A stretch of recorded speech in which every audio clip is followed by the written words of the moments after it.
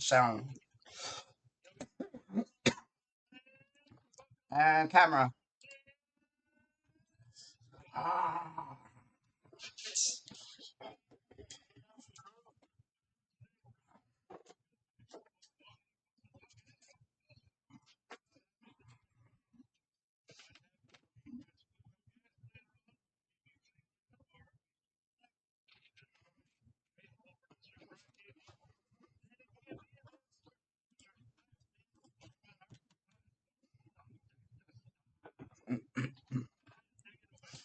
Yo, yo, yo. Yo, oh, my bad. Yo, yo, yo. Welcome to Mezzo Forte Sportz, coming to you live from San Antonio, Texas, to your ears for buying some sports time for your free time.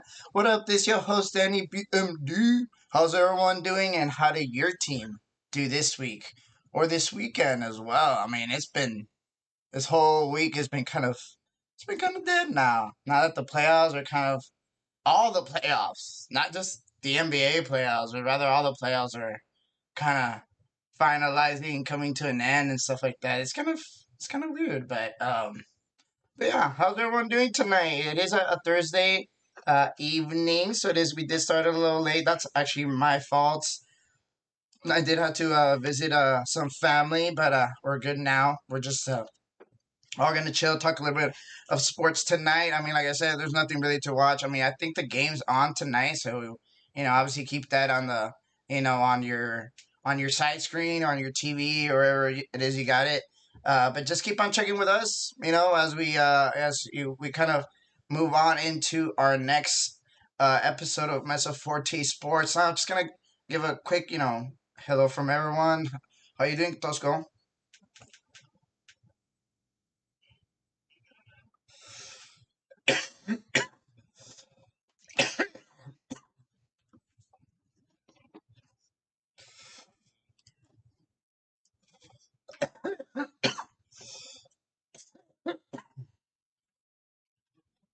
Nice, yeah. So super fan art, how you doing today?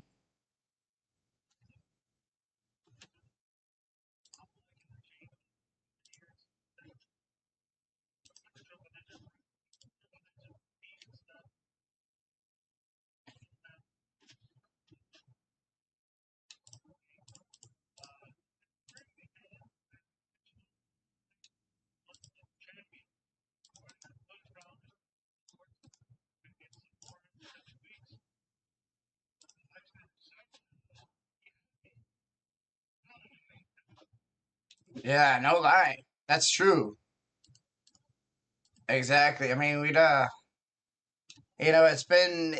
Yeah, I mean, I guess I don't know. I guess it's like kind of like one of those things where you like a little bittersweet. The season's finally kind of coming to an end, and we all kind of just uh, you know, I don't know. I It's just we just gonna Wimbledon, miss it. Daddy. How can you not get excited for Wimbledon? And we do get football next month, right? Technically.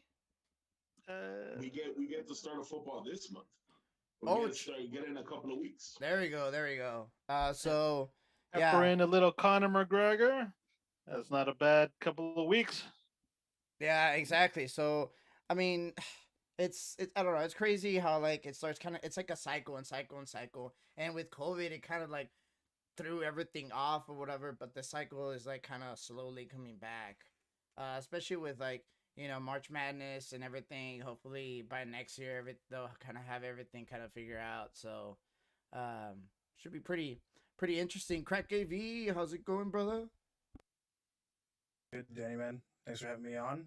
Uh, just interested to hear about some Austin FC later today and Nice. some other things.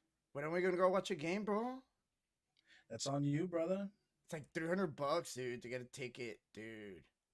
Liar. Nah, Well, I the don't first know. round last time, you can get the first round tickets this time. Oh yeah, yeah. No, I got you, dude. It's all good. Tosco, you in too? I got you también. I got I your love it. gas and mileage and everything. Damn. Podcast might be paying out. That's all I'm hearing. Yeah, I don't exactly. know, man. I don't know. It's the audience, the chat speaks and we answer. No, And and then you get everybody waters to drink during the game. Uh, No real, beer. real quick, guys, as well. I just want to give a quick shout out to one of our partners at Studio 13th Day, Ariel. He is actually a graphic design artist, and he did actually help us with our new shirts that are coming out. Just kind of we'll let you guys know where to go. Just kind of the different designs that we're gonna offer, colors and stuff like that, and different things. We have a couple koozies, shirt, like start getting some pans, a couple customizable little merch that we'll give away. Definitely as you become as you know, you guys as chat becomes part of super fans actually coming to the show, we'll definitely help merch you guys up and stuff like that. But you just need to get on, just Kyle, send me a message, send us a message, send a comment, reach out, be like, you know what, you don't want to get on, like, no, you're wrong, you're wrong. I think you're wrong. I think Tosco's wrong. Never Alright. wrong, Danny. I'm never wrong.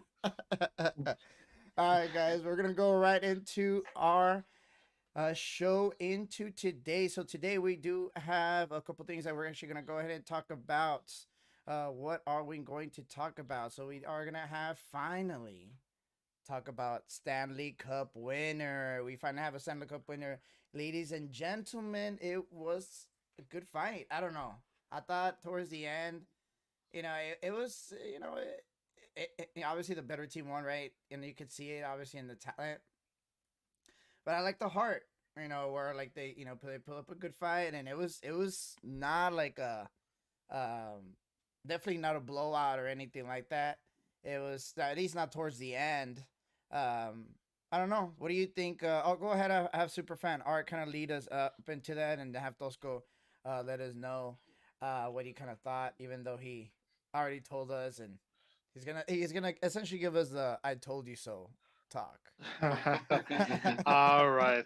Yeah, Stanley Cup. The quest for the cup is finally over. And lo and behold, the Lightning struck twice. So Tampa Bay Lightning earned their Boom. second straight Stanley Cup last night in a 1-0 shutout win versus Montreal Canadiens. Neither team were able to capitalize on their respective power plays. And the game's only score actually came from Tampa's Ross Colton after some impressive puck passing in the second period. So as reality began to set in near the end, the Canadians decided to go open goal in the final minute, thus swapping out their goalie for another skater to help play offense. I think they might do that same concept in soccer. But in this case, the Lightning's defense prevailed. So the Lightning able to close out in front of their home crowd. Pretty much it was a packed arena. What more could you ask for? I think when they won last year, it was pretty much dead. And so this goes down as their third franchise championship. They won last year's, and they won also back in 2004. The Conn Smythe Trophy, which is given to the playoff MVP, was awarded to goaltender Andrei Vasilevsky.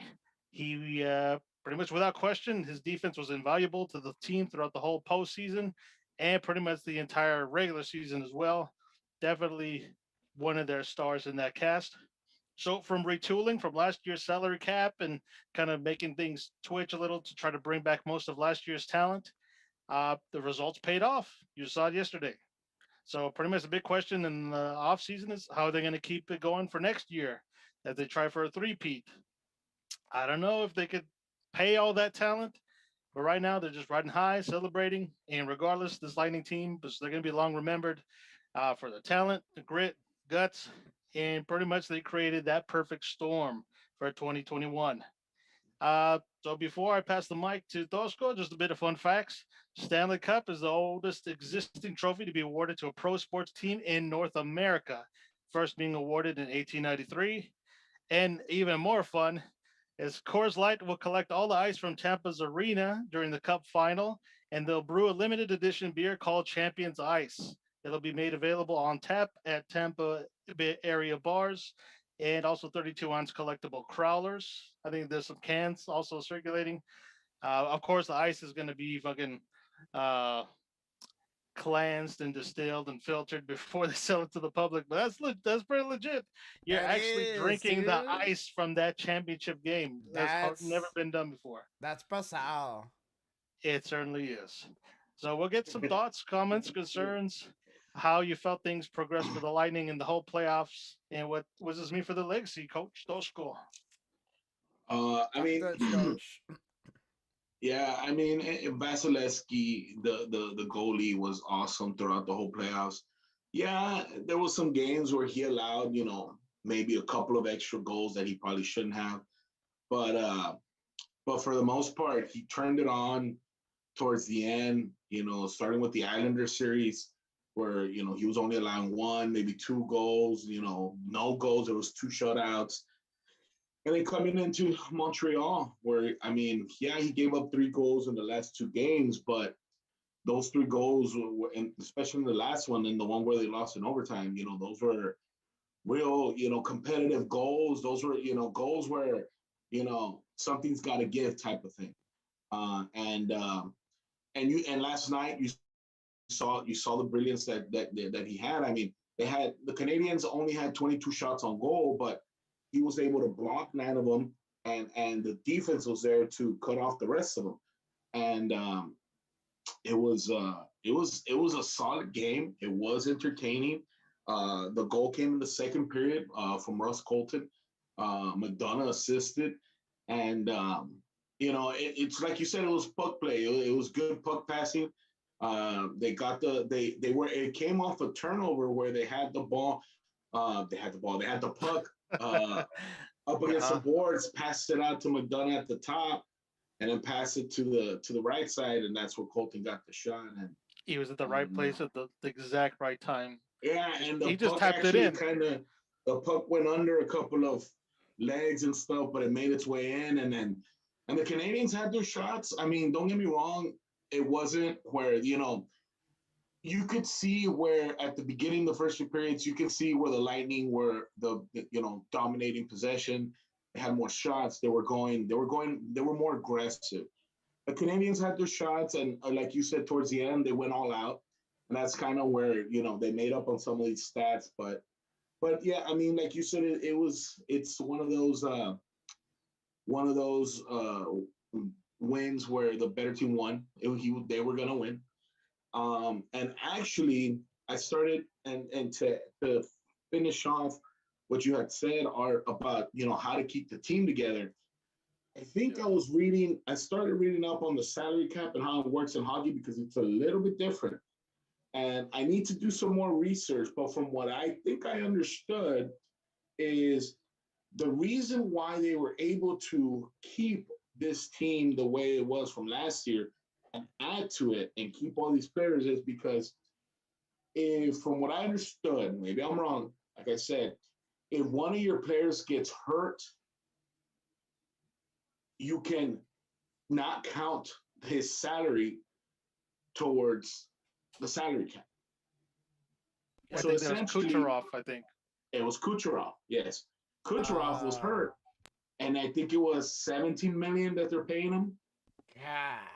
So $17 million that they were paying him didn't go on the salary cap off. So what? You can get a new player, like you can sign another player?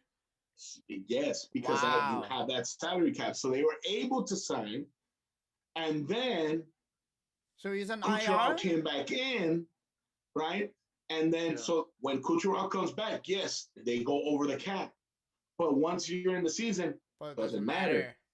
They're going to be penalized. They're going to be penalized. They're going to get fined by the league and stuff. Yeah.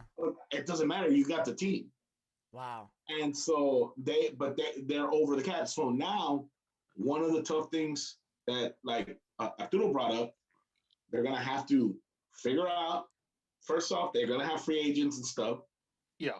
They need to get under the cap, and then they need to start figuring out how they're going to sign some of these free agents that they're going to lose. So, or re-sign like Brain Point. Brain Point is a rookie or second year. He's a young guy. I'm sure he's going to want a contract either next year or the year after. I don't know how long the contracts are in hockey. I didn't really look that up. I was getting to it yesterday, but I didn't get to all of it. But it's gonna be crazy to see if they're gonna be able to sign, to sign and no, yeah, and see, Yeah, and see, no, and I'm sorry, And Brady to Quinn's like run not a it, rookie. I was like to like He's run been it, there. He's been there a while. I'm like to sorry. I run think it I got him back or confused with whatever. something. You mean to run it Yeah, back? yeah, You mean yeah, right? To get yeah, the yeah, three yeah. peat. Yeah. To get So the wait, three P. they won 2 out of 3, in the past 3. No. There's that They one won player. last year and this year. That one They player won though. two. That goalie who won MVP, he was there last year. Yes, Vasilevsky, and so the thing is, Okay. Stamkos was there last year, and I think Kucherov was there last year too. Um, what's it called? Oh, and then the They Blues won it. They won. won it last year, and they won it in 2004. And I remember that one because they had Martin Saint Louis. That was his last name, Saint Louis. It was Saint Louis, but Saint Louis because it was French. Yeah. Nice. And I remember the call when he scored. He scored the winning goal in one of the games, and the announcer was yelling his name, Saint Louis, Saint Louis. So I remember that one. Did And they have the Nice, same coach back then? no, I don't think so. Oh, I okay. don't. I Because don't. I know their current coach he's had a pretty good run so far. I don't know, probably 5+ seasons already with the Lightning. Yeah, and I think no, but I think he was. I think he was there when the Lightning also made it to the Stanley Cup Finals. I think it was 2014 when they made it not that long ago, and they made it against the Chicago Blackhawks, but they lost. So they made it. They've been making it. So they have a good team, um, and and that, like I said, that's going to be the hard part. It's going to be seeing if they will be able to keep the team together. So Yep. you know, Big it's questions for the offseason. I mean, yeah, yeah, I think it's like every sport where the cap is always gonna be the enemy, right? No, obviously, yeah. like minus like what is it like? Obviously, soccer there is no cap, and neither is baseball doesn't have a cap either, right? Or hard cap, No, the baseball there's no cap. like at all, right? There's a luxury tax. There's a luxury cap. But there's no Um, but hard. There's no hard. but there's no hard cap like in the Yeah. NFL or like in the NBA. No, there's There's no like, cap in baseball. There's definitely no cap in soccer. oh god, But that's there is a cap in hockey, but I don't know all the rules about it. Yeah. But apparently, if you do that, you're golden. So I don't know. That sounds kind of weird. That sounds like very loop. I mean, like, so in NFL, it counts against the. yes, and I was looking this up, and it doesn't matter. Like if Patrick Mahomes, think about it. Patrick Mahomes are paying him what, almost 50 mil a year. Patrick Mahomes gets hurt. Yeah. That's 50 mil that you have to pay him, and you Like can't. dead money. Dead money, yeah, it's dead money. So, but in the NHL, if you have a Patrick Mahomes, let's say a Kucherov or a Crosby or a McDavid, and you're paying them 50 mil, uh, that money goes back to your cap when that guy is out. And I'm talking about like a real serious injury, not like I'm hurt, he's out for like a week, 2 weeks. No. This is like a season ender or like almost the whole season type of thing. Because that's another thing. Yeah, Remember, hockey is a long season. Starts in the fall and it goes all the way to summer.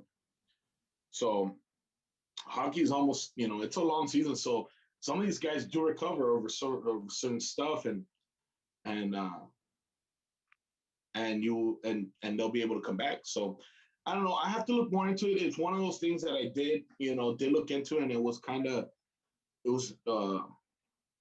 I was curious about, and it's crazy to see if this is something that happens a lot, because then, I mean, it's gonna sound weird, but every year, let's see, hey, get hurt, and then we'll bring somebody else in, and you'll come back. Like, I don't know, maybe everyone starts using that loophole.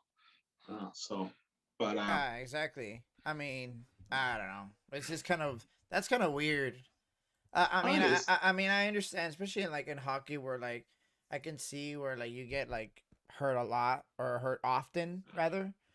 Where it's like, I mean, I guess just I don't know what's the roster number. I don't know. It's a big number. They have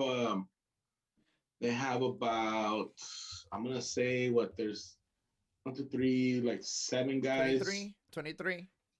Yeah, about 20 something, because I know they have third and fourth lines, so that's about 6 guys or 5 guys every time. So Yeah. yeah, I would say about 20 something. Yeah. So, um, yeah, it's always like I said, it's always a cap. It's always money, right? Just to try to keep everyone together. Unfortunately, sometimes even if you're like a rookie, or I mean, if you're a rookie contract and a long contract, at least for the NFL, like it works that way. Where like a la, Russell Wilson, winning a Super Bowl with like earning like 100,000 a year or whatever, um, but unfortunately, after the big contracts come, especially in during basketball, which we'll talk about later, but just kind of talking a little bit about it. The Suns, if say they do, not to jinx them, but just say they do win the playoffs or do win the finals, right? It's gonna be next year. It's gonna be very difficult, or it's gonna be not difficult to repeat, but it's gonna be very difficult to kind of have the same, spark. CP3 won't be able to bark at you the same way. Hey, dude, we're already a champion, dude. Calm down, type of thing. Or I don't know, maybe I don't know what their chemistry is. But also, just like everyone is gonna start getting paid. Where it's like, oh, damn, this is a good player. Not necessarily by the team, but other teams are gonna start asking like, hey, who's that guy? Whatever.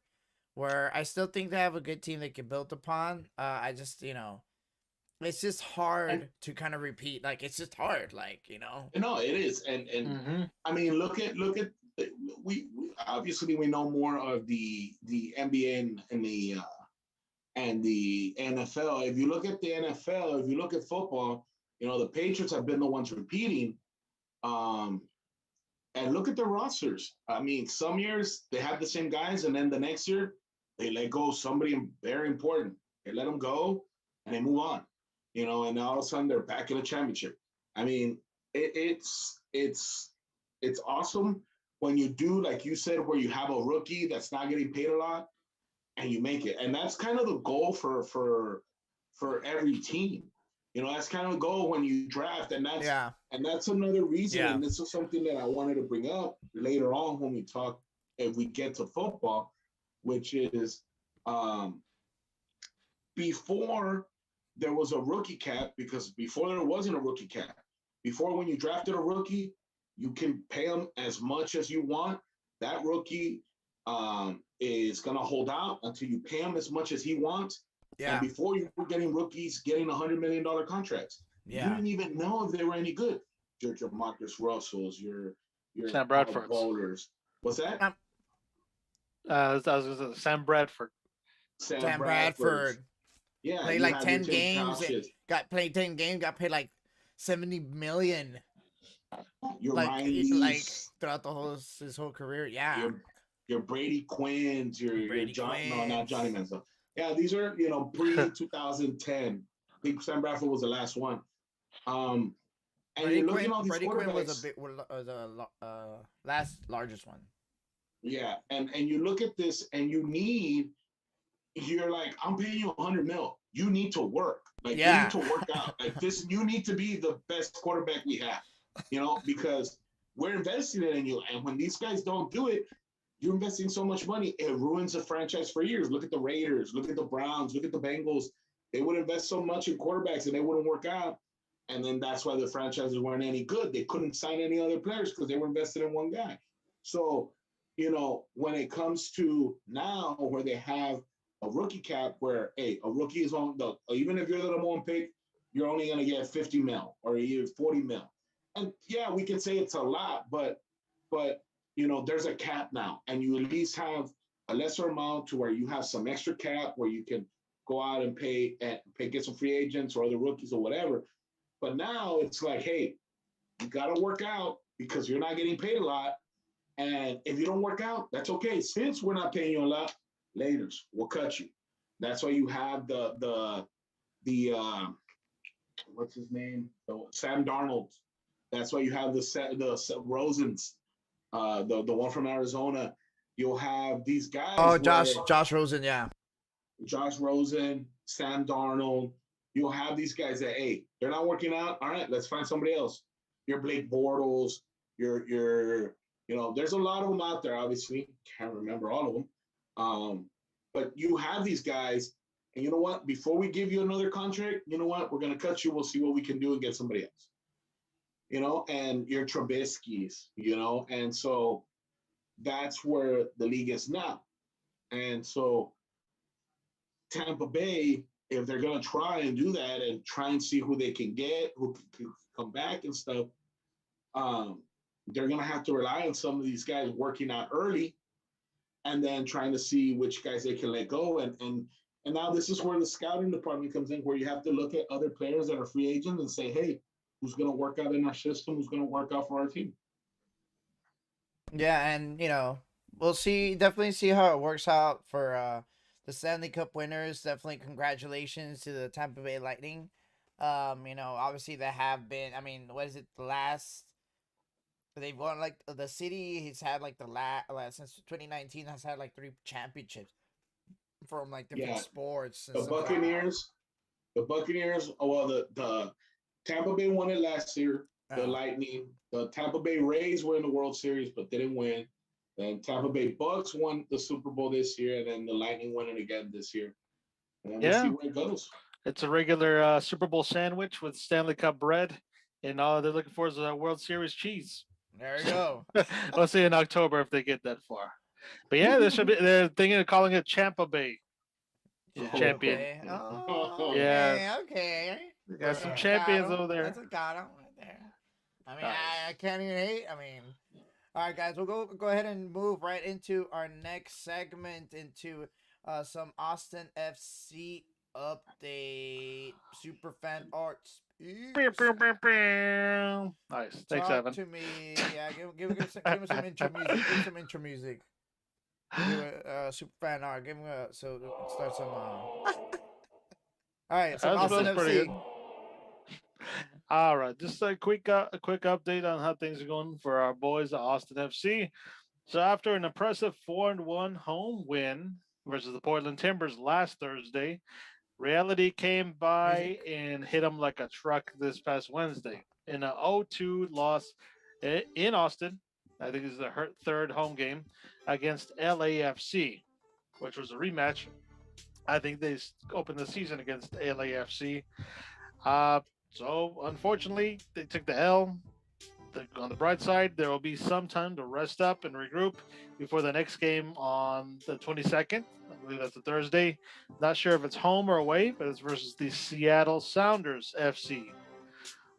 So we're looking forward to any more home games. Yeah, Seattle's the number 1 team in the conference, by the way. Oh, I'm just saying. Well, they got some time to prep for them now. Now the record is 3-4-6. Ooh, it's not the best, right? They do have 10 goals. They scored 4 of which came this last game. Yeah, the last game. Yeah, but still, I don't know. It's their first year.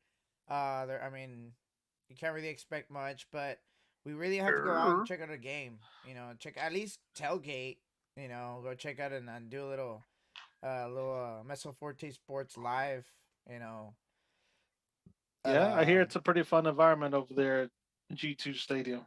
Yeah, so we got in Austin. Yeah, we got. Where is it, by the way? Do you know, Tosco? It's up north. It's over there by the Domain. Northwest. Yeah, it's off of Mopac. You go that way. Okay, yeah, like northwest, right? Oh, wait. Northwest, yeah, over there by the Domain, by going towards Leander type area. Yeah, all right. From what I understood, I may be wrong, but that's what I understood. I don't know. We gotta go check out. I'm gonna go get a jersey from the stadium. Go support the team real quick. Yeah, it's by the Domain. Yeah, it's by the Domain. It's actually on the right side of the Domain. So if you go on Mopac, you can get off to the Domain. It's on the other side of the Domain. So All right, well, there we go, guys. Definitely, all of our Texas fans. If you don't really have a team to cheer for, or you don't really follow a lot of MLS. Houston Dynamo is a little far. Dallas FC is still a little far. Definitely check it out. Austin FC is pretty good. They do have like, it's still a young, not young lineup necessarily, but just like kind of like a young chemistry to the squad because it's the first year. So we'll see how it happens, how it works out, Hmm. Like for it needs them. all the fan support they need. But yeah, the fans are there. I've seen it's a great environment, so definitely check it out. We'll see if we can do one of the or episodes there at the game. See if we Security. I don't care, whatever. We'll do a little 10-15 minute. We'll be fine. Oh, okay, cool. But all I'm right, here in the guys. men's room at G2 Stadium. We'll go ahead and go right into our continuing into soccer world. We'll go into the our UEFA Euro final. Italy, England. Give me some intro music, crack AV. UEFA final, Italy versus England. So here we go. Ooh, here we go. Here we go. Good stuff. Good stuff, crack AV. Controversial English So, win. Euro UEFA Euro final. So we did see well, I don't know if you guys saw, but Italy won. That was a good game. I don't think Italy just had enough, not had enough, but just couldn't score towards the end. That's why they ended up winning, right? But in penalties. Now England Denmark was a very interesting game. England played like England plays, to their strength. Going level to level. Denmark has pretty good players, dude. They have very good playmakers. Just in all their kind of levels, I'm like, wow, okay. They have very similar game to like Netherlands or whatever, where it's like total football. It was a good game. I mean, the goalie just didn't stop the ball, bro. Like, people are like, oh no, they should stop it just like hockey. I'm like, okay, dude, argue with 100 years of tradition. Bye. That's just the way it is. It's a goal. If it's a penalty, it's during play. Then it's a live ball because Was it a that's your good bad. call? Was it a good call for that penalty? Well, it was. Now we'll go into that. It was a good call. So let me just kind of go through the definition of what a foul is.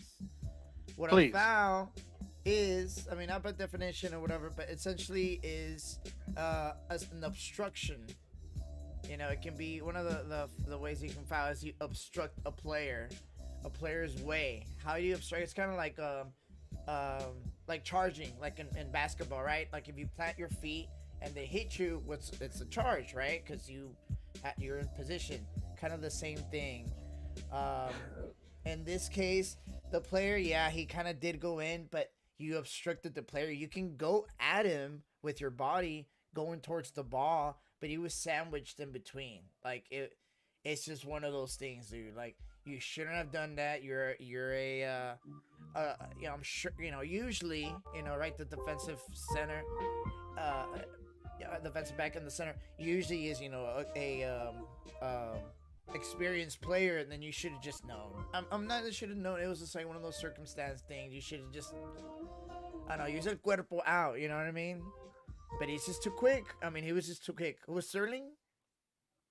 Sterling. Yeah, Sterling. Yeah, it's just quick, dude. Sterling is quick.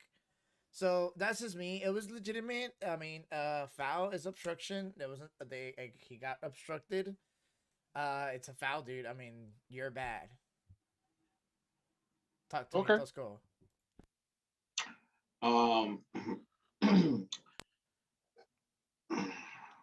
England was the better team. England was the better team, and I think Denmark played better for, I'm gonna say for about out of the first 90 minutes, because it did go into extra time, right? I'm gonna say for the first 90 minutes, Denmark played better for about 75 of them. Oh, Yeah. They really did. They played better. The first goal was an awesome free kick that went in. And then the goal England got was an own goal. Now, yes, if the defender wouldn't have been there, Sterling most likely would have just tapped it in, but we don't know. We can never take it for granted. Yeah. And but yes, it looked most likely like it was gonna go in, right? And so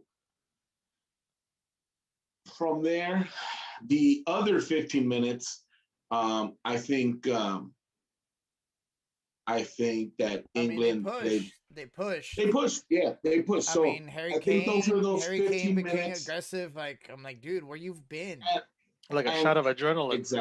exactly, and I guess that's gonna be the issue going forward Into the final. because you cannot be like that with Italy. Dude, By the way we've seen them, I yeah. feel like they played nervous. That's what it was. We're like not nervous, not up to, but like kind of like, not nervous, just kind of like stressed, not stressed, but just kind of like I think they were more just pressure, they a were little bit more. playing. They had a little bit more pressure on them than on Denmark. Let's just put it that way, because there was no expectations for Denmark. So them I getting think like going back and forth, like, whoa, dude, we're about to like be careful. If we're not careful, we're about to lose. I think that they were playing to not lose the game instead of playing to win the game. Yeah. And so I think that was the difference in the sense of England turning it on and then going forward. Was it a penalty? I think it was a penalty because the defender touched him. He touched him with his leg, whether it was a lot or little. He touched him with his leg, and the momentum that he was taking could have caused him to go off track in the box and fall. Now, was there acting going on? Yes, of course, right? Because there always is, and there's gonna be. But I do think that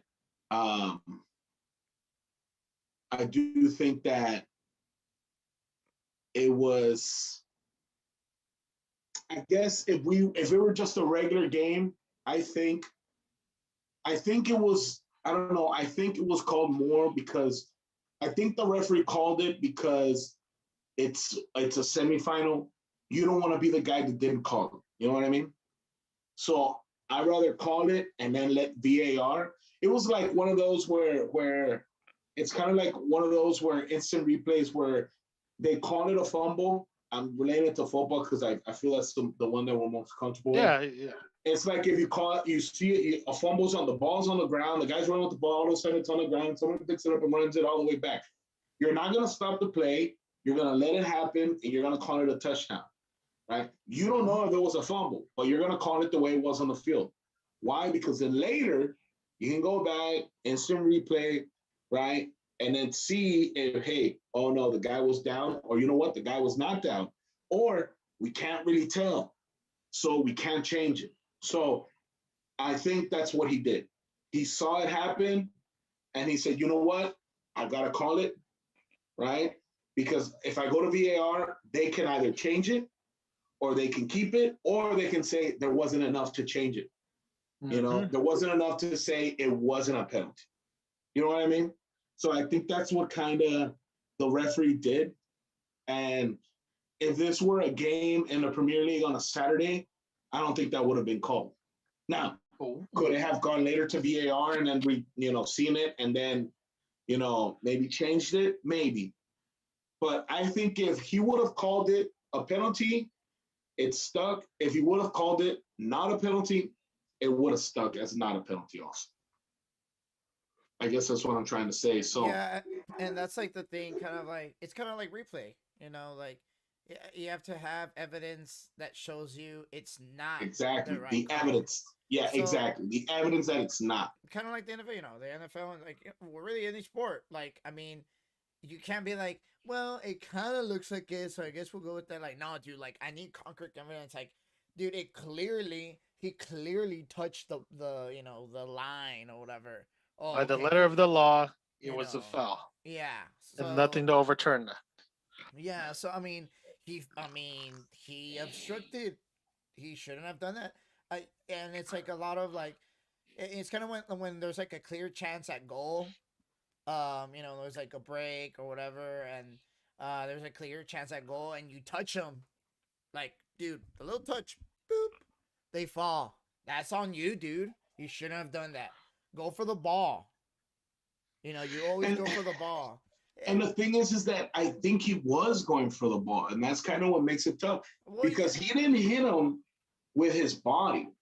He hit him with like his hip. upper leg, his thigh. I was like, but he threw the hip, dude.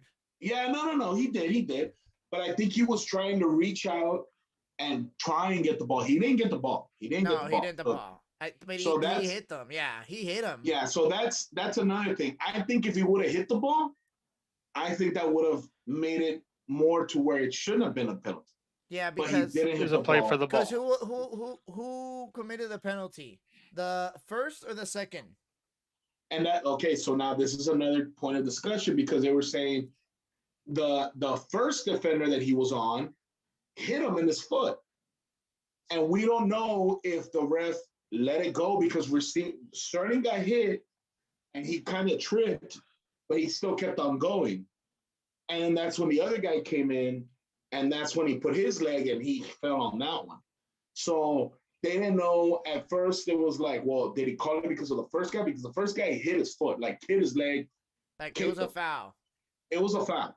Oh no! He hit his stepped on his foot, I think. Yeah, and that's what I thought. That's what I thought too. And Sterling kind of like he tripped, but he kept on going because he still kept control of the ball. So we didn't know if he did advantage, and then the other guy came and then he put his leg, and then so I think it would have been crazy. It would have been something to see if that second guy would have came in, hit the ball, After the hit fact. Sterling, yeah, and then see if they would have called a penalty. Yeah. I was Would gonna have say. been on the first one or on the second one. That would have been. I think it was. I think it was on the first one because the second one was just picking up the mess essentially. Because like he would have even if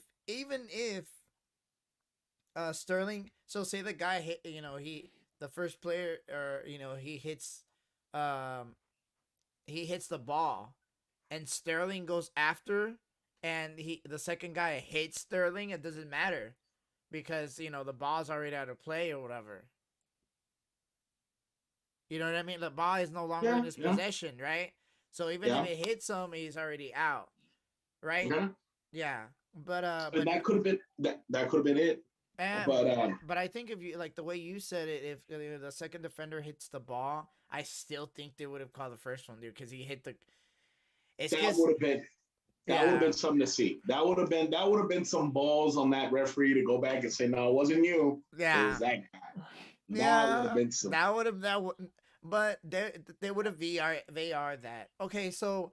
Yeah. Okay, say they would have not called it. Do you think they would have reversed it? I don't think so either. Yeah. I don't think so either. That's where this is. I think this is right to where if you call it, it's a penalty. If you don't call it, not a penalty. Like, I don't think it goes VAR. Like, if the guy would have called it, I don't think VAR would have gone in. Yeah. I really don't. And even if they would have, it still would have stayed up because there's not enough evidence for and there's not enough evidence against. Yeah. It's kind of tough. It's kind of tough, but I don't know. I mean, it is what it is. Realistically, the better team won. It is what it is. The better team won. The team that's going to give us a better game won. Maybe the Cinderella that we wanted, didn't end up happening, right? And sometimes you always get one of these. Greece won it in what, 06 or 04, something like 04. Yeah.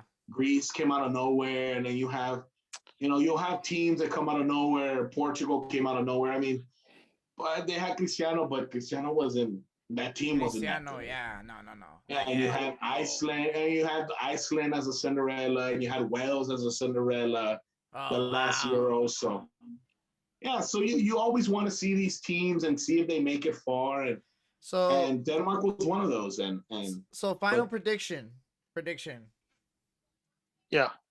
Finals this Sunday here in the US. It's in the afternoon. I don't think there's anything better to watch that day. That's What the is top it? thing to watch. Let me put it here. What is it? Sunday? What? Sunday at 2 or 3 that Central, too Central. 2 Central time here in the US. I think I think if England is playing to their full potential, full speed, England wins the game. Yeah. If England does not play up to their level, Italy will take it easy. Yeah. Nice. Again, if you're looking at the teams, England on paper is the better team. Yeah. Of course. Yeah. Way better. They're the Way way better better. team. Italy has young guys that are coming in and playing above their level. They're That are playing good. playing, They're playing good team chemistry. yes. So, and don't get me wrong, England's defense has been real good. Yeah. Walker and Shaw and Maguire and Stones, they've been solid. They really have. And I think they're going to be able to slow down that Italy um, attack just enough. I'm not saying they're going to shut them out because I think Italy will score. Yeah. I think it's gonna And be a 2-1, 1-0 thing. maybe I think so.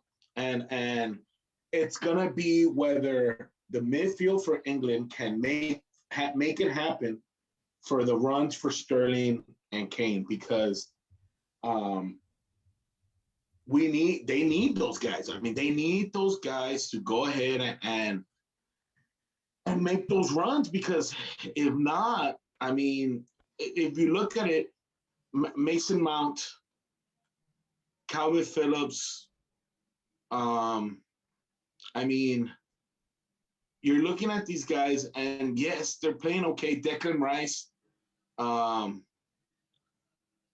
they're playing okay, but it's not really like Calvin Phillips. I've seen him mostly be a defensive midfielder, playing a lot of defense, coming back for the passes, passing it back, being help for the defense, not really going forward.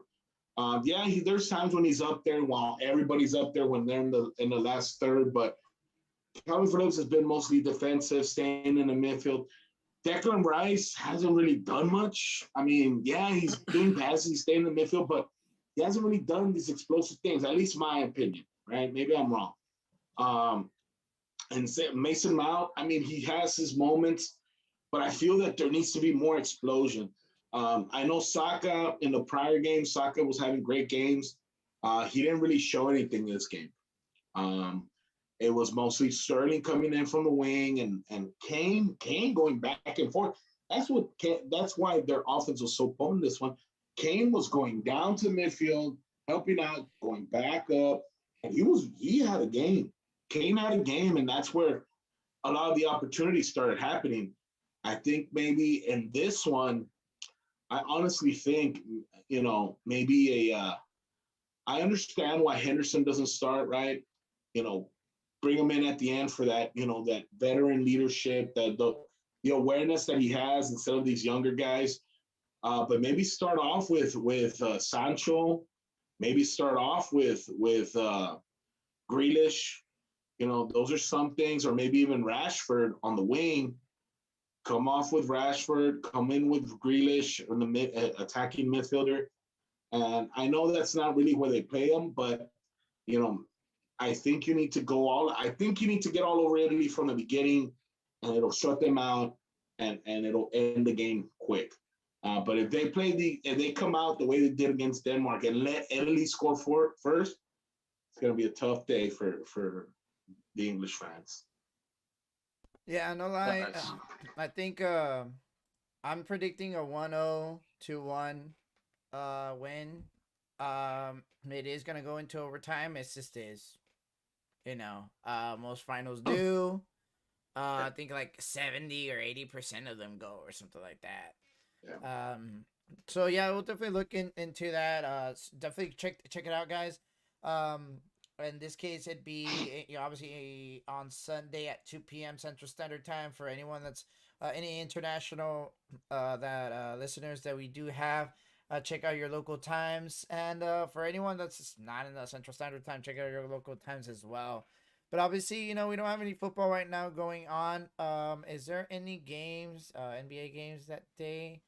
I don't think. I think Sunday, Sunday, Sunday. Let me see. I'm not sure Yes, because yes, there is. I think it is. I think it is, but it's gonna be at night. Yeah. Yeah, of course. So it's gonna be at night. So it is gonna be at 7 p.m. So yeah, definitely check out, and as you guys cook out, start your cookouts. If it's a good day, if it's not, you just want to do some pizza or whatever it is, some taquitos. Definitely check out on Sunday at 2 p.m. Italy, England. It's gonna be good. I mean, even for you non-soccer fans, or not just if you're just a casual fan, for soccer, it's gonna be really, really, really good. Check it out. Really exciting. And yeah, we'll definitely look into that as we Nice. move into that real quick. All right. If I may interject, Danny, it is 10 o'clock. We're past 10 o'clock. So that means we are Mezzo Forte Sports after dark. Unrated, uncut. No. We're sipping on some fire water. I don't know, Evan, I see you got a Heine. Nice. I'm sipping on some Freetail Pilsner. Yep. Yeah, sorry to interject on that. Put some after dark music. Crack AV. This is after dark. I heard darks, so I put on Nice. Damn. So yeah, UEFA final. England, Italy. Alright. Go to your favorite pub. Get a Guinness Well, dude, or a Peroni. also, watch the guys, Sparks play. Also, guys, we'll do a little interjection here for our After Dark. We'll do a couple shout outs in here. In this case, I just want to give a shout out to our sponsor, Studio 13th Day, for all of our music and all of our graphics as well. Check it out, guys. Our chats. Make sure to follow us on Facebook, on Twitch, and obviously on YouTube. Check out all of our past episodes and our future clips as well. Merch coming soon. Definitely let you guys know of that. We'll go right into Copa America. Have a special announcement, and we'll go straight into football. All right, guys. You guys ready? Let's do this. All right. What is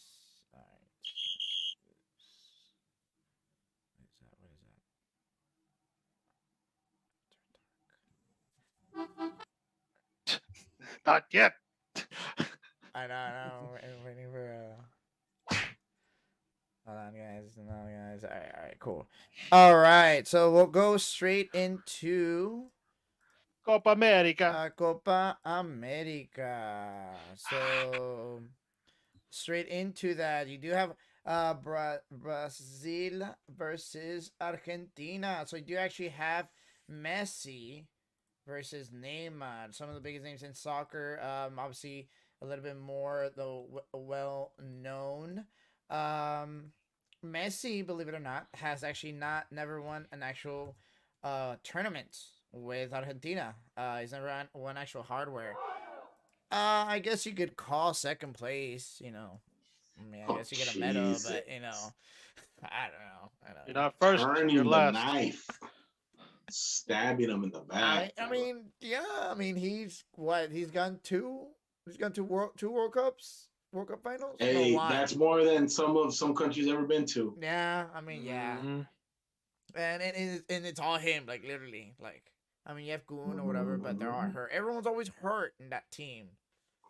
But anyways, so yeah, so you do have Brazil, Argentina. It's actually been at 7, so it actually does start the same day, at same time as. Oh no, actually no, it's actually gonna be the on Saturday, not on Sunday. So if you guys are Saturday, yeah. So if you guys are out the bar, just chilling, or just want to do a little early drinking, Go check out Brazil, Argentina. That's gonna be an awesome game. I mean, it's gonna be Brazil. your rivals of rivals. Your Lakers versus Celtics, New York Yankees, Red Sox type of rivalry.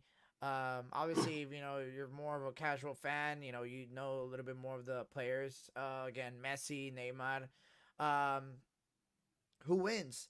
It's gonna be pretty cool. I think Brazil's gonna win. I think they have the better team. But it's Messi. You can never cut him out, I guess. Even though I love him to death, he just hasn't won. Talk to me, Tosco. What's going on? Actually, you know what? No. You know what? Let me get super fan art. What do you think? Oh, so sudden. I don't know what to say. All right. Messi, one of the Yes. most recognizable names, not Yes. just in soccer, but worldwide. Now, is he past his prime? Some would say he's already trying to sell out into that sunset. Can he get any more hardware to put in his trophy case? I don't know. Neymar, good player. A lot of off the field news with him, both good and bad. Yeah. But you can't deny that he's definitely coming into his prime. So it should be a very entertaining game, hopefully high scoring. I'll kind of side with experience on this one with the Argentinian squad. Dang. No particular reason, just biased. Uh, it was Messi. I like Messi, uh, both as a in his Argentinian, but also with his Barcelona days. Yeah. So I guess I'm a bandwagoner. I'll bandwagon that Messi. So yeah, that's pretty much all I got to mention on that. Nice. All right. Now, Tosco, talk to me. Well, I like something you said earlier when you said that every time that Messi makes it somewhere, they always the team's always hurt, and I think you're right. That's something that it just so happens that they're down a defender or somebody has a red card or there's a couple of red cards, somebody's hurt, Yeah. and he kind of has to put everything on his back. Now, don't be wrong. I think the last World Cup, and he made it to, which was against Germany. I think it was close, if I remember. I think it was 1 or 2-0, something like that. Yeah. Um, Yeah. Something like that. yeah, and then I think he also made it against Spain, right? No, Who are we talking about? Sorry. Messi. He made it against France. Who did France beat? No, France beat Croatia. Croatia. No, he beat Belgium. Belgium? No. I'm trying to remember when the ones that he's been to, that he's been there for. The Uh, Messi taking Messi with Argentina Argentina to the finals. Oh, to to the any finals, finals? to the World Cup finals. I think it's twice. It's been twice, right? How many? Um, no, he's been in 4 World Cups. Well, we And looked that up. yeah, go ahead, let's go. I think now looking at the team now that he has, I think it's very different from what he's had before because yes, there's still some veterans that he's played with before, but he's had a lot of turnover. There's a lot of new guys, a lot of new players that are on the team, young guys that weren't there before. And and I think that helps. That helps a lot. And I think, So, let's see. so real quick, just to kind of confirm, so Messi, the closest he's ever been is just the World Cup. That's 2014. It was And that one was zero. against, yeah, it was 1-0 against Brazil. Germany. I'm sorry, against Germany. Yeah, they lost. Obviously in the final. Um, and for the Copa America, he's never won, but Yeah, he's been in he's been in all of the the finals. no, not all of them. Just No, the closest he's been is just two of them in 2015 and 2016. Um, and they lost to Chile he lost to Chile twice. twice. And I think it's 2017, 2019, no? No, 2015, 2016. I'm like literally looking at it right now. And then he didn't play for German or for Argentina for a while. Oh, shit. That's why he wasn't showing up. He didn't do the Copa America or anything. He's like, nah, I'm just gonna do, Champions League and Yeah. World Cup or whatever. Yeah. Because they did 2016 World Cup, but I didn't even think they got out of group stage, right? Or yes? The World Cup? Which one? The which one? The 2018, The last one, the 2018? yeah. I think they did. They made it to I think they were in the knockout round. Yeah, they made it to the knockout round, the round of 16, but they lost to France. Oh, true that. They did. They lost to the. Yeah, they lost to France. I mean, France ended up winning it all. So Yeah, so yeah. They beat But, Mexico on the way. France? No, Italy, Argentina. Yeah, Argentina did. I think that that now he has a new group of guys that will, I think, have been playing really well. It's a new group of guys that may not be the most experienced, may not play in the biggest teams. You know what I'm saying? But I think that they are good enough to make it a game. Now, if you're looking at, obviously, if you're looking at Brazil, well, Brazil has the who's who of, they have the best of the best, essentially. So, I mean, the Brazil starting off with, and that's that they have guys that they're not playing that are still really, really good. So, I mean, and when you have, Vinicius and Fabinho and David Luiz and Sandro and Firmino on the bench. I was gonna say, like on the bench. Gabriel Jesus, like, yeah, I mean, you're talking about some of the best. So, but yes, Brazil should be and is the favorite. We're just gonna see if they can continue dominance. I don't think it's gonna be a dominant. No, I don't think so either. I think it's gonna be a good game. I think this game's gonna be like maybe like 4-3, like 5-4 type of game. Like they're gonna go off, dude. I think it's gonna be they're not, no one's gonna score in the first half. No one. And then the second half, like 4 or 5 minutes in, it's gonna start just an avalanche because that's when like they start figuring themselves out. Dude, it happens all the time. Like with South American teams, like they're just chilling. Minute 50, like 10 goals, and like And one of the things that's going to be good, it's going to be crazy to see is who are they? And I said David Luiz, it's not David Luiz, it's Douglas Luiz. I'm sorry about that. But what I was going to say is what their lineups are going to look like, because is Brazil going to put their full hard, 5-star lineup, because they've been switching it up throughout the Copa America. I haven't seen all the games, but I know I've seen some. They've been switching it up and how they've been playing their games, right? The starting lineups, they've been playing. And this last game they played Peru, right? And the team, Peru's not that great, but they're not bad.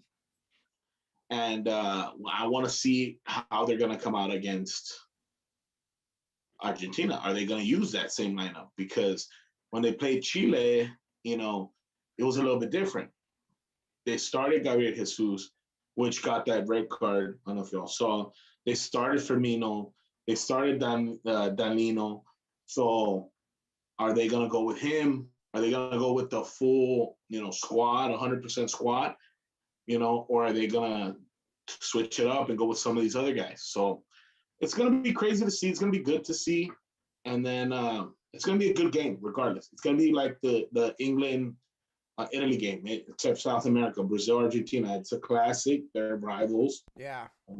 And they're gonna go, and I think they are gonna score a little more. I think they're gonna be more goals in this one than in the Euro final. Yeah, way more. It's just especially how like the teams been playing, both teams. Yeah. I feel like they've been kind of dominating the other team around, just pushing them around, but they haven't actually met someone their size, and now they have, or now they will. Essentially, the U.S. Mexico type of rivalry, going on over there. But yeah, go ahead. No, and I was gonna say, and one last thing is who are they going to? I think another good thing, another important thing is who are they going to start in goal? Are they going to go with Alisson or are they going to go with Ederson? Because I know that Ederson has gotten the last couple of games, but Alisson, you can argue is probably the best or probably the best goalkeeper in the last year or two. Yes, he tailed off a little bit this year, but he also started a game or two in the group stage. So who are they going to go with? And will it hurt the other guy? Because I think if Ederson has been the one that's been starting these last few games, then if you switch to Alisson, what is that going to do to Ederson in case he needs to come in or whatever the case may be? I don't know. Maybe just something just to keep in mind. But yeah, it's going to be a great game. Yeah, so, I think it's going to be pretty... like I said, it's going to be a very high-scoring game. So if you guys, wherever it is you guys are at, just check it out. Just sit at home, you're at the bar, if you're grilling, or whatever, start 7 p.m. is pretty good start game, and should go on until, around, 10 p.m. probably. So it should be pretty good. Still have time to go out, or, still have time to kind of sleep in and everything, should be pretty good. I don't think anything is actually going on Saturday, so definitely check that out. But real quick, guys, we're actually gonna just do just move on into our next segment. But before we do that, we're just gonna go ahead and just to do a little announcement. We actually have Superfan Art. Go ahead and do that for us. Thank you, Dan. Yeah, just wanted to announce since we're already winding things up with our UEFA tournament and Copa America, as you said, we do have a little thing called the Olympics, which is the entire world competing against one another for bragging rights and nice gold medals and such. So our Olympics will be beginning in Friday, July 23rd. So that's already creeping up on us. It'll go on all the way to August the 8th. Now, the main thing I wanted to announce was we will be having a special guest announcer, or our person who will be covering all or most of the more interesting events. My very own flesh and blood, my own sister Gab Ramirez. We'll give her a special nickname or call name once we brainstorm on that. So we'll be having her along once Nice. the Olympics come, and she'll give us updated on what's going down with Team USA or any big news around the Olympic Village. I think the only thing at the current time is, Some music. sadly they announced there's not going to be any guests. No Probably fans. just no fans. No So fans. just show your support from Some home, music. Some everybody. music. Yes, and some music. So yeah, she's been talking about it for weeks. She's ecstatic. She's gonna go all America on everyone's ass, uh, in a respectful way. And yeah, we'll bring her on once or twice a week for some of those segments. I think analyst. She'll be our Olympic analyst, and she's very excited about that. And we'll give her a more proper introduction. We'll bring her on the show soon enough, so she could be introduced to the whole staff here. And I know she's ecstatic. She's watching at home right now with Tommy Nice. Two Guns. Nice. Very ecstatic about that. So what's up? Thank you for your support, and we look forward to having you all on the show for our Olympic weeks. So yep, It's gonna be awesome. that's gonna be exciting. Nice. So definitely as well. Just want to quick shout out to all of our obviously to Gabby. Welcome to the team. You obviously be welcome. And we'll definitely look into all your expertise and just kind of explain to us just like how the Olympic Games. I know like not everyone is kind of versed on like the particulars of every one of them because there's like a whole bunch of them. I don't Track and know. field, gymnastics, Yeah, I soccer, mean, basketball. we obviously know. Swimming. So I mean, we also know some of them, and I know Tosco is like pretty well versed in pretty much everything, right? But definitely gonna be a welcoming voice and just into the team, covering not just U.S. Olympics, maybe something in the future as we continue moving forward with that. Also to our chat or just any fans watching, if you do have also any contribution, Olympics are coming up, so it is Olympic season. So if you do have, special love for, track and field, for gymnastics, for basketball, for swimming, tennis, anything in particular that, that you just have a passion for that people might not, that you might know a little bit more than, your regular person, come on, Mm-hmm. let us know. Send us a message. I mean, it's a simple a Zoom call. It's real easy, and you don't have to be a professional. We're all just fun Yeah. and games here, but Informal. definitely, You could cuss. Just keep it clean enough. yeah, we're just bar talk, just chilling, right? But also, definitely welcoming just like any super fans as well as we continue going into our football and basketball, just any sport really, as long including any esports things like that. UFC, I boxing, know that we are doing racing.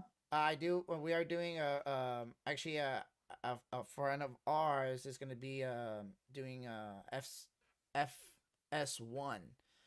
So it's like a special passion that apparently we found for him, that he has F apparently. So What's FS1, FS1 for those of yeah, us who don't know it, that's like me? racing I think. Formula One, Formula F1. F1. My bad, dude. My bad. Yes, Formula, I'm Formula Formula One, Un. Formula. So those obviously Formula E. I was You got And look, it. and I don't want to seem like I don't know. I was gonna say, and I I know. watch I watch Formula One. I've been watching. I got into it a couple of years ago. I watch it every Sunday that's on. So there we So go, dude. There we go. We're gonna bring in a competitor. Verstappen, There you number go. one. And And if things get progress, maybe even esports. But yeah, Yeah, that's and one that's thing I way don't down do. the line. So that's yeah, That's one thing down I the don't line. do. So that we can bring somebody in on that. yeah. We'll bring Adrian in to kind of do that. We're actually gonna do just kind of like a fun thing. We are gonna obviously for as football season gets started, we're obviously gonna do our fantasy football league. We're gonna do that draft live. We'll let you guys know about that. That's gonna be very interesting. And It's gonna be then another ship. it's God. And then but also I do just kind of going into Mezzo Forte Sports. We want to do Mezzo Forte Esports. So in this case, one of the things that we want to start doing is like any FIFA, Madden, 2K players, that they say, oh, I'm pretty good. I like playing. Like I don't really like talk about the game. I'm really watching the game, but I can play some Madden or whatever. We're gonna start. We'll start, challenging obviously each other, but at some point, maybe start taking challengers online. We obviously won't doing, won't do it during our episodes, but we'll definitely get into that. So that should be pretty fun as we get a little bit more fans involved. Um, Yeah, man, the future's looking bright. so yeah, so in this case, we'll definitely have Gabby into her team. We'll start getting a little bit more contributors Or into more special sports, guests special onto the guests. show. And Hmm. also just obviously the Olympics are gonna be fun. I know very like little sports of them, but I'm excited to kind of learn a little bit more about all the other sports since we win all the gold medals apparently. So The good thing about the Olympics is it kind of does it in like sections yeah, to where it's like they start off. It's like I don't remember exactly, but like they start off like the first week or two is like a certain events, and then it's like the ones that are long, like the swimming ones, gymnastics, the track and field. Those take long because they have to do the first trials, the second trials, the third trial. Then they get all the winners, and then they do the quarters, and then they do the semis. So those take long. So those start at the beginning also, but they're not as all bundled up. But you'll get to see them towards the end, the finals. But at the beginning, you'll start off with like the stuff that's not as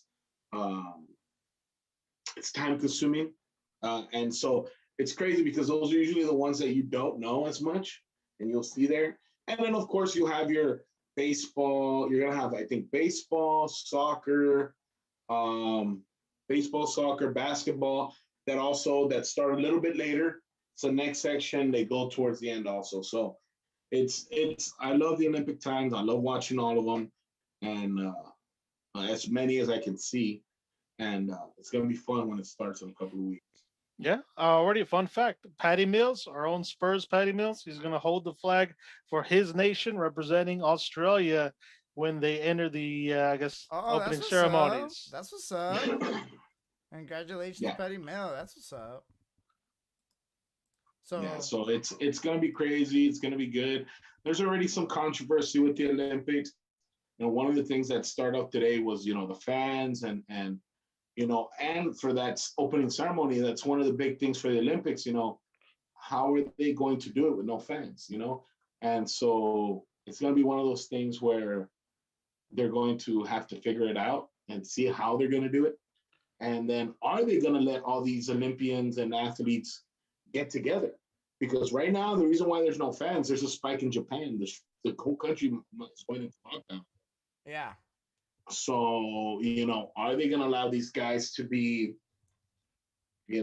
close to each other like how we usually see in the opening ceremonies? Or there's a lot of questions coming up. So, that's, one of the things that's happening now. But, there's been other controversies already, and we know which ones. And we can talk about that as we come in or whenever. And yeah, there's gonna be a lot of stuff to talk about. Nice. Yeah. So, as we can, we'll go ahead and just kind of continue, into the actual into our next segment. Believe it or not, it's actually our Great Iron News. Great Iron News. We haven't had one of those in a long while. So we're actually going to talk about the NFC South. We're going to just do a little 2-minute drill on that. So essentially we'll kind of go over a little preview preseason as we kind of continue into our NFL season this upcoming year. So let me go to get some tunes in here, correct, AV, so we can do a little our 2-minute drill. You're putting the vinyl for the. This is the deluxe edition. Nice. All right, guys. So again, Gridiron News. We're talking NFC South. What is the NFC South, you ask? So it is actually the Bucks, current Super Bowl champions, Panthers, Saints, and Falcons. So in this case, just real quick, the Bucks, can Tom Brady run it back-to-back Super Bowls? We haven't seen that since the Patriots, I believe. The richer get richer, though. The Bucks, they have the same team coming back. With additional draft picks, are they going to get the same results? Every year is different. Tom Brady is a year older, whether we believe it or not. The Panthers, can Tom Rivera reemerge Sam Darnold? Finally, he's as a coach, he has a team.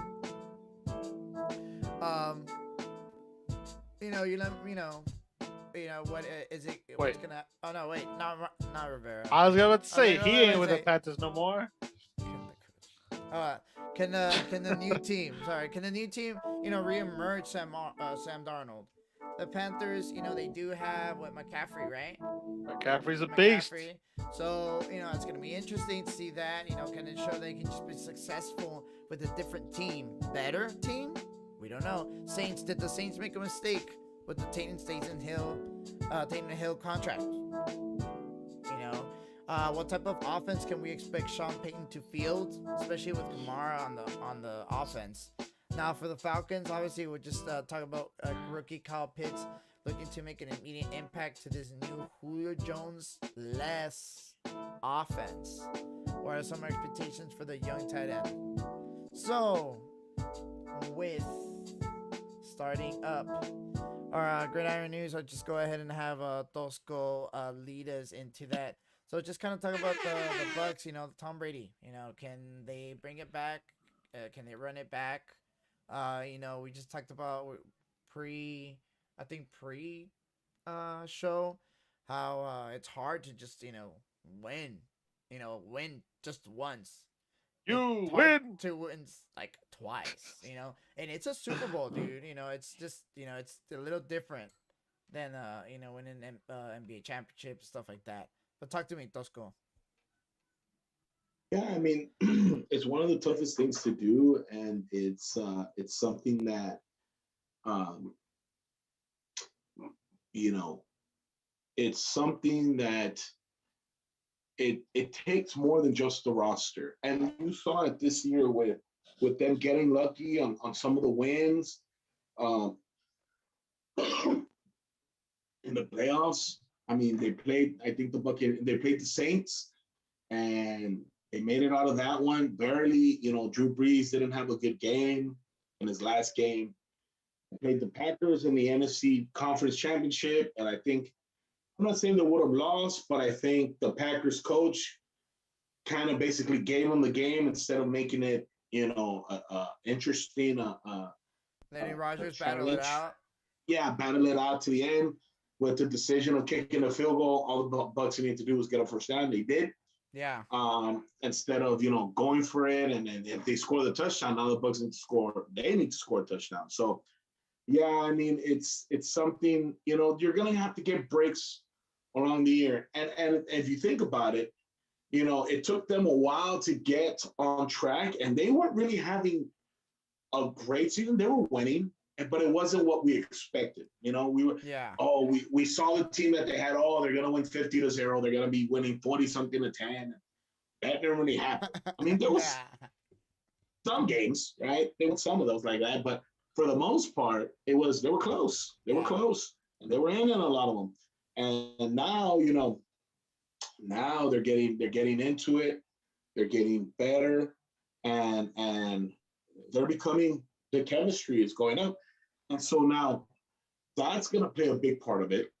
Looking at their schedule, early on, they do have a little bit of a tough road. They play the Rams, the Patriots, the Dolphins, the Eagles, the Bears, the Saints. Like, it's a good six game run where, hey, you don't know if they can win all those games. They're going to LA, then they're going across the country to go play the Patriots.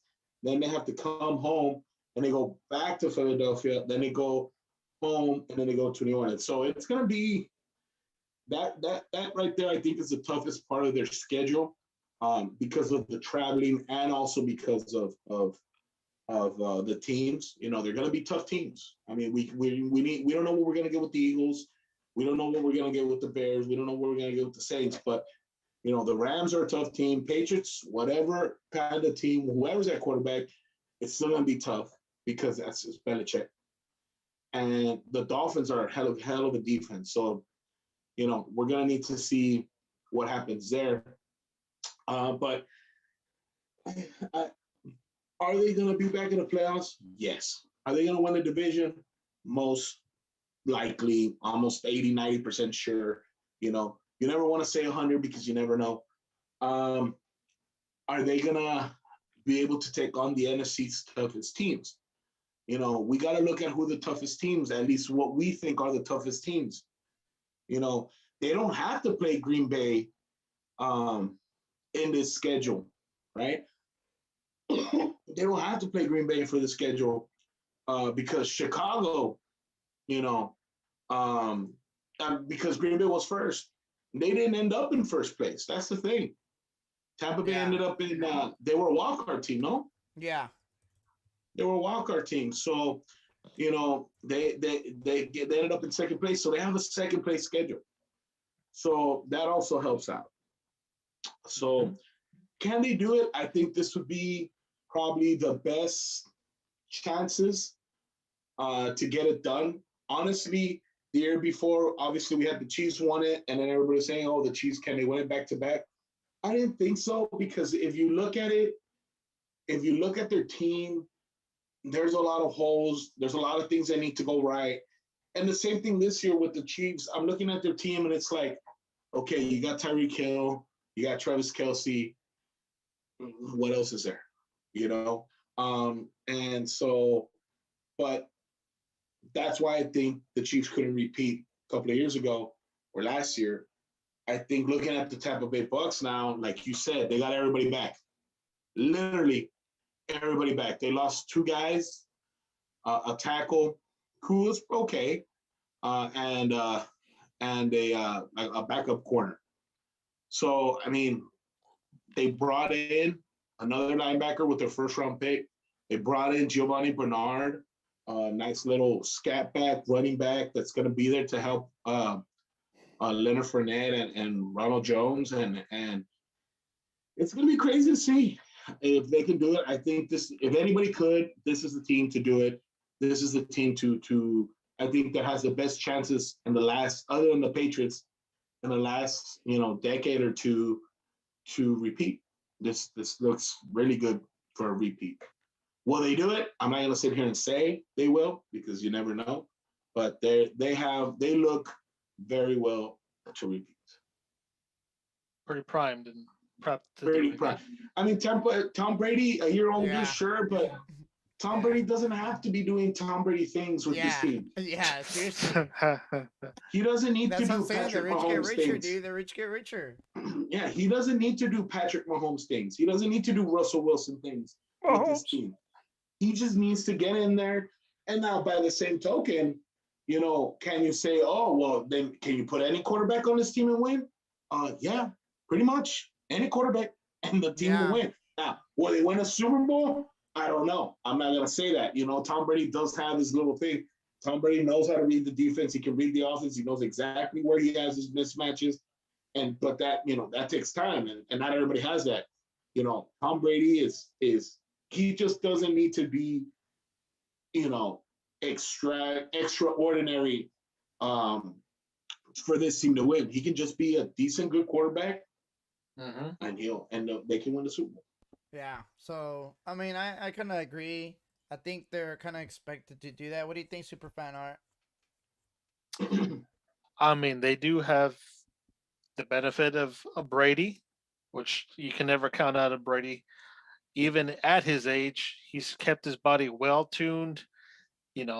In season and off season, he's always kept his body tuned up, and they got talent in pretty much all the positions they need. They don't have much that they need improving on in order to try to get that repeat going. They're definitely formidable within the division. Obviously, they got to go through. I mean, well, back last year was the Packers, but we don't know what kind of state they're in with the whole Rodgers situation. But if anything, that might make the Bucs stock go up even more. Yeah, that conference, the NFC doesn't. The Packers are down. The Vikings, we don't know what we're gonna get. Every year the Vikings, these last couple of years, they're gonna be good. They're gonna be good. They don't really perform up to standard. In the NFC East, well, we don't know how the Cowboys are gonna be without Dak. And yeah, I'm a Cowboys fan and everything, but the Cowboys are the favorites in the division again for a reason. Last year, yes, the NFC East was horrible, but if Dak Prescott would have been there, Cowboys would have won the division easily. It's just it is what it is. And I think this year coming back, we don't know what it's going to be like, so we can't really count any of those guys as contenders. Within their own division, Breeze is out. We don't know how that team's going to be. And realistically, the only teams that'll give them are going to be a challenge going to be the Seahawks, the Rams, and the Cardinals. Maybe the 49ers. That whole division, probably the best division in the NFL. Every team there can do something. So we need to see if those teams, which one of those teams are going to be the big challengers to Tampa Bay in that conference. So Yeah, like I said, it's another reason why their stock's even higher to repeat. yeah, exactly. And it's like Chad saying, Brady's the leader. Jameis Winston for damn sure wouldn't be able to take him to the Super Bowl. I think maybe the playoffs, and I don't even think because of Winston. It's just because of the straight, like just the pure talent. Look, I think this. I think that if Winston would have stayed and they wouldn't have had Tom Brady, I think the team would have gotten better. Now, I think Tampa Bay with Winston those last 2 years, Winston put up tons of yards, put up tons of touchdowns, but yes, he also put up tons of interceptions and tons of fumbles. Yeah, I was gonna say.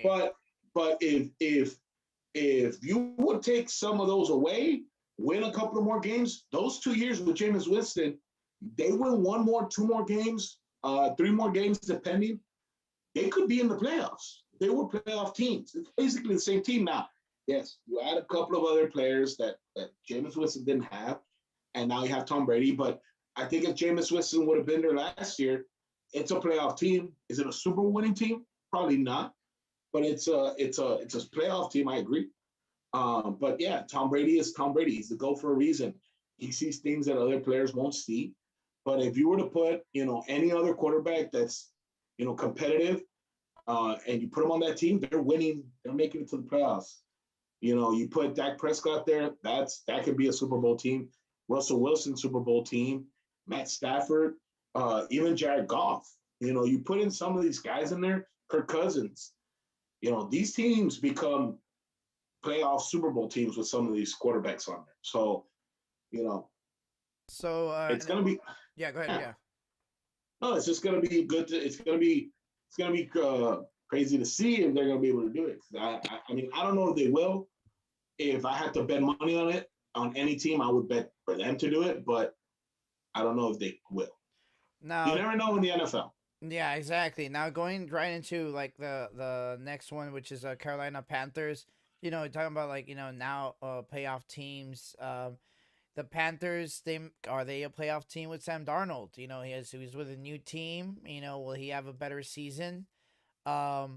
We'll just start with you, Superfan. Just kind of give you your thoughts on that. What do you think? And then we'll give you right back to Tosco. Sorry, which team? Carolina Panthers with Sam Darnold. Do you think he'll have a better season?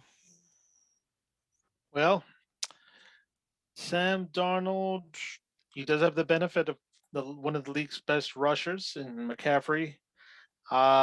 I'm not sure who's at the tight end position, if it's Greg Olsen still or if it's his backup now.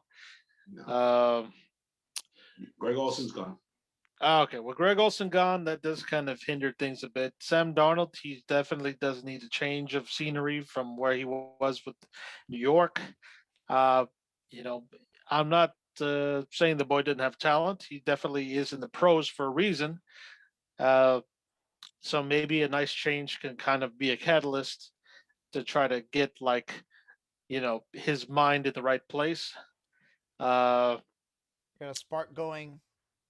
Yeah, I get a spark going. Unfortunately, they don't have Ron Rivera there. I did like his style. Fortunately, he went to the enemy, the Washington football team. So, Panthers at the moment, it's too early to tell. I can't say what kind of Darnold we're going to get this season. I do wish the young man, all the best, of course.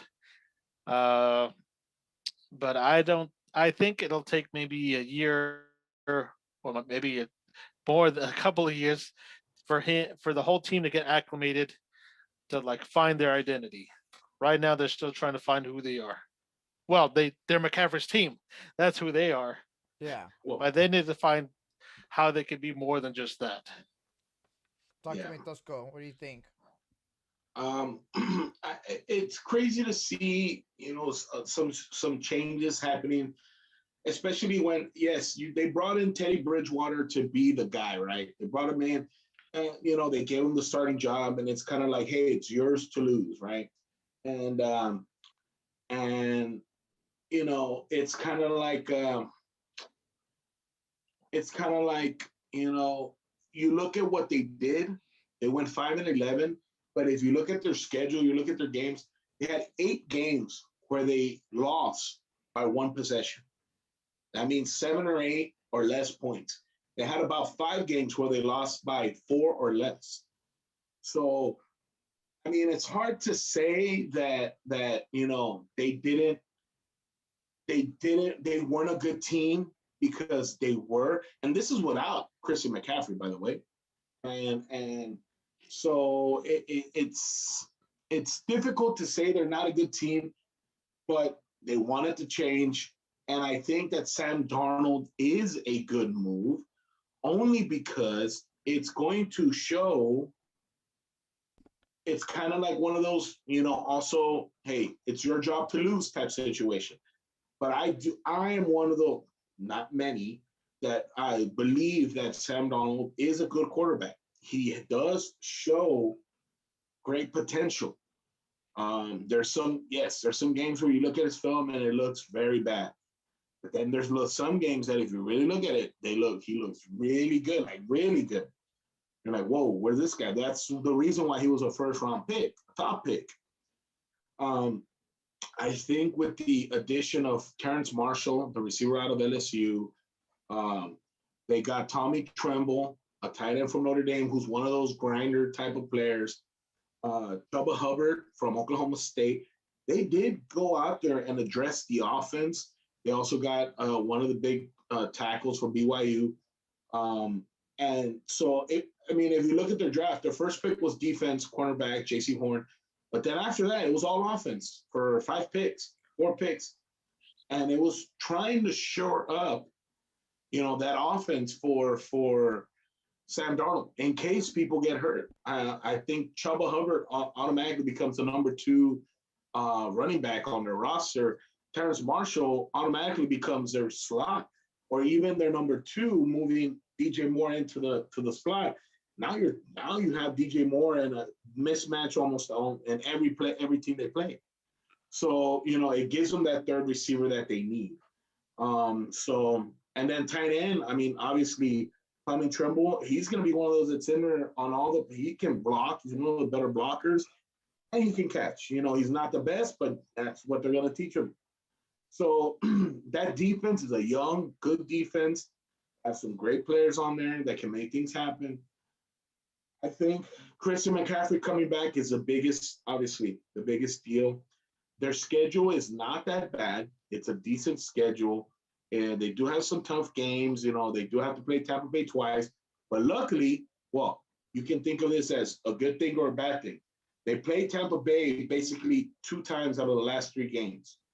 So either they already did really good, and they have the two hard games at the end, or if they're in the middle, 7-9, 8-8, 6-9, they need to win games, and they have Tampa Bay twice.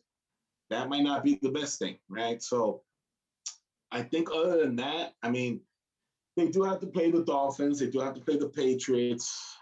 They do have to play the Vikings, but those we don't really know how they're going to look. They do play the Bills. The Bills is probably the toughest team other than the Bucs that they have on their schedule. But I do see this team as a better than a 5-11 team. I think this team could easily be, can be competing for the second place in this division. So. Damn. Okay. So just real quick, we'll go into our other team, which is actually going to be the New Orleans Saints. Now, the New Orleans Saints, with a question here for them, it's going to be, what type of offense, will Sean Payton utilize? We do, we kind of like mentioned a little bit how, they brought in Teddy Bridgewater also as well. He's not there anymore, right? He's not there anymore. Teddy Bridgewater has been there for a couple of years now. Yeah, that was, I don't know. Well, my bad. I don't know. I mean, I don't really pick him up That's okay. on fantasy, so it's all good. Yeah, but well, he was with Carolina last year. yeah. So but yeah. So just like your thoughts, Tosco. Well, I mean, if they come out trying to do that gimmicky offense, oh, first off, there were reports saying that it's Jameis Winston's job, right? That he's going to be the number one. But you also signed, I mean, you did Mm, sign Jameis Winston. You re-signed him. They did re-sign him. They also re-signed Taysom Hill. But they gave Winston 5.5 mil. They gave Taysom Hill 12 mil. that's what I'm So saying. It's like, there's dude. a, yeah. So I think that they came out. I think they came out earlier in the offseason saying that it was going to be Jameis Winston's job. But at the same time, it's like, okay, well, if it really is James Winston's job, then you can't be doing, that gimmicky stuff, with Jameis Winston. Obviously, you're gonna have to bring in Taysom Hill, but now the situation comes in when they had Drew Brees, they would bring in Taysom Hill, and he would line up at receiver, he would line up at running back, he would sometimes take the ball, whatever. But knowing that if Taysom Hill were to get hurt, or even if Drew Brees got hurt, Taysom Hill, the understanding was that he wasn't the number two, that it was Jameis Winston. Now, you have Jameis Winston and you have Taysom Hill. Now you don't have Drew Brees.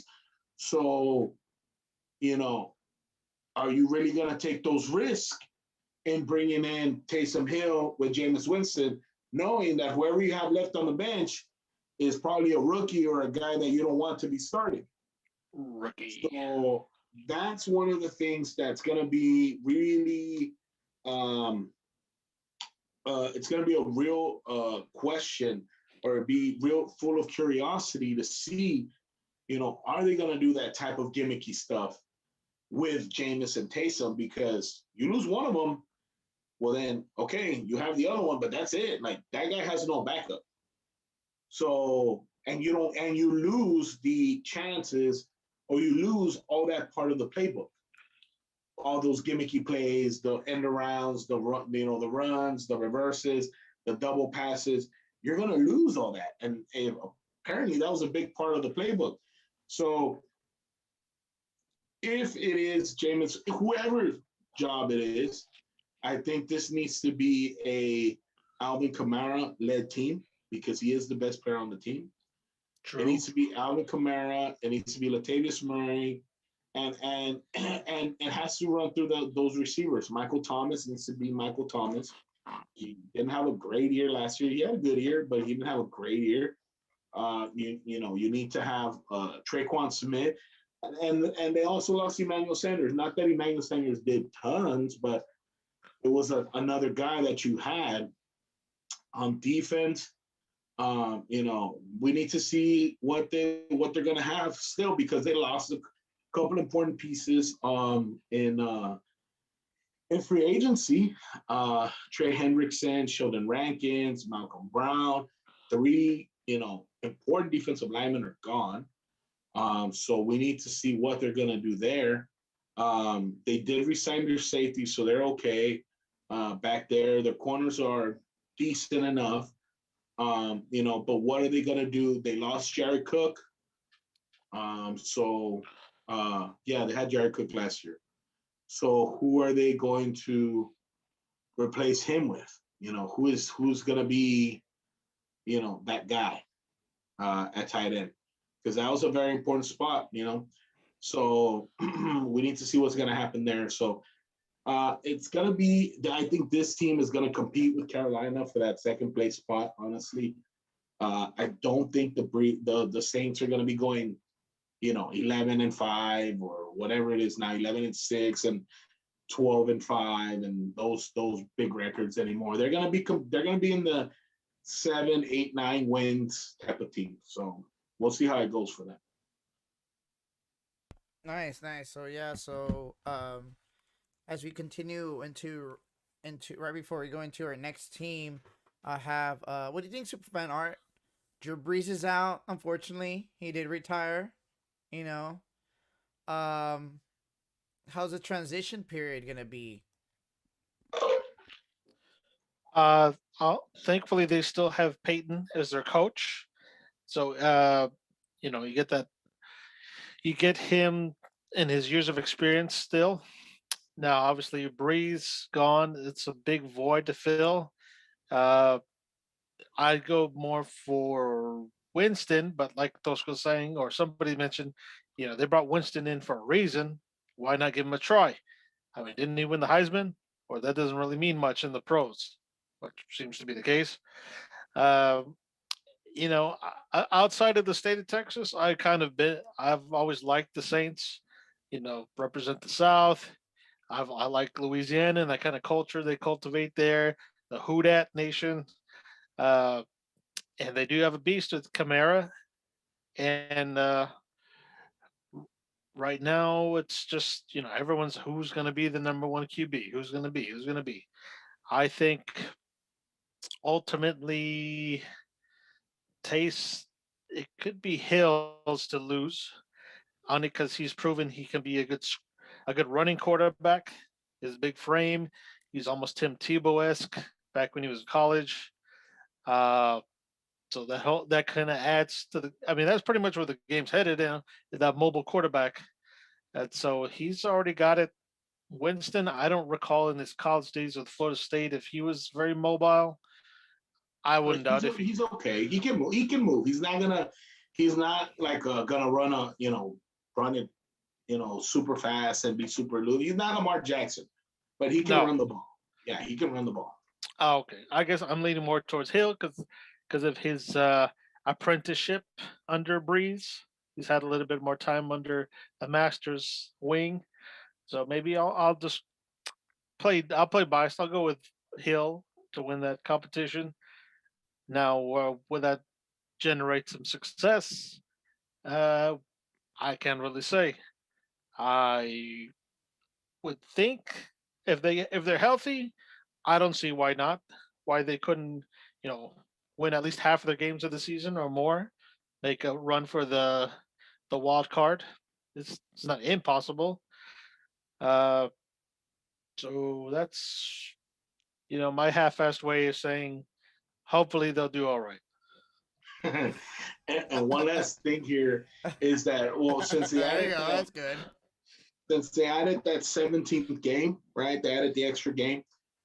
So basically, what they did to add that extra game is they took each division and they said, okay, the NFC South, to get that extra game, we're gonna pair you up with a team from the other conference.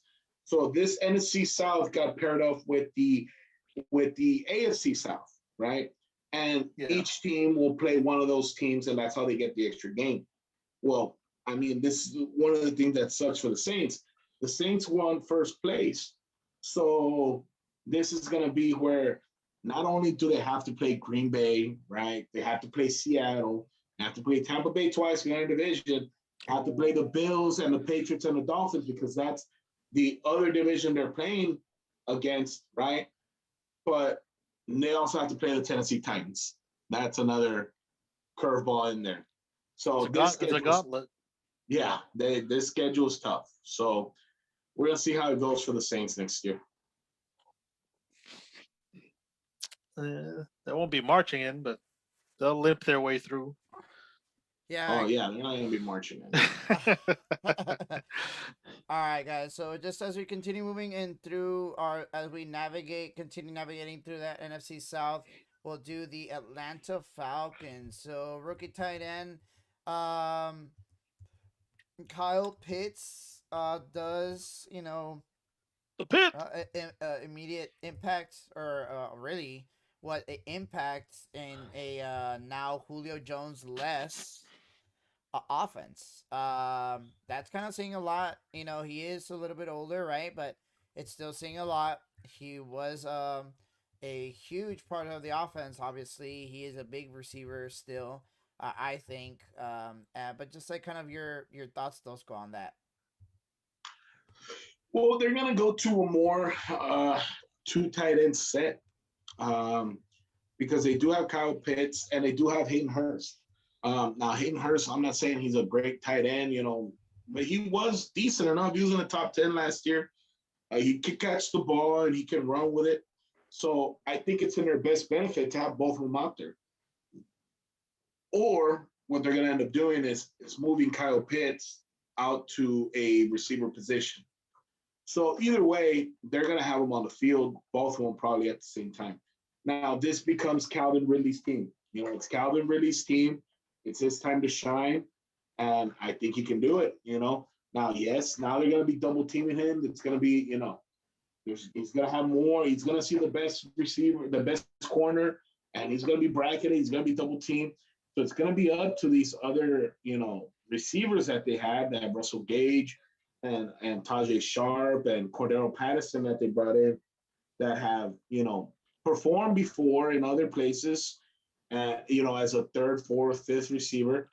They're going to need to do it now. I mean, Matt Ryan is still Matt Ryan. Matt Ryan's going to throw it 50 times, still going to throw for 4,000 yards. He's still going to throw for, tons of touchdowns. And it's something that it's going to happen regardless. It's just whether it's going to be. I don't know, man. Does Matty Ice melt over these past seasons? Well, I mean, don't get me wrong. They haven't been good, but, he's still being able to do it, right? That O-line is not the greatest, but it's still holding up somehow. And it's something that we got to see it pull through. What hasn't been there is the defense. The last few years, what has not been there is that defense, and we need to see if with some of the moves they make, right? They got Richie Grant, they got a safety in the draft in the second round. They got some other developmental guys that they got later on in the draft, a couple of defensive ends and stuff, to see if maybe they can shore up, that defense, because, it's not very good. You have Grady Jarrett, who's, a good defensive tackle, but that's basically it on the D-line. I mean, yeah, you do have Dante Fowler, but he hasn't really panned out. At the linebacker position, you do have Deion Jones, one of the better linebackers in the league, but these guys have been getting hurt.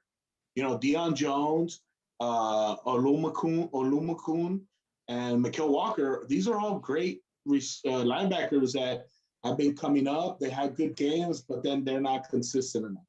And probably their biggest weakness is that defensive backfield. Those safeties and corners have not been good. They drafted AJ Terrell, first round pick a couple of years ago. Hasn't really. He has his moments where he's really good, and then there's times where he hasn't shown up. And so Eric Harris is another one that they need production out of him. And so it's going to be one of these years where it's going to be tough. It's going to be tough sledding for this team. They're gonna need to band together, and try and get every inch of help that they can get, and see if they can pull off some of these upsets. I mean, if you think about it, last year, looking at their schedule, it was horrible. Some of those losses, I remember the Cowboys one, where they melted basically in week 1, and they allowed the onside kick to happen, and they lost week 2, and the Cowboys ended up coming back and winning.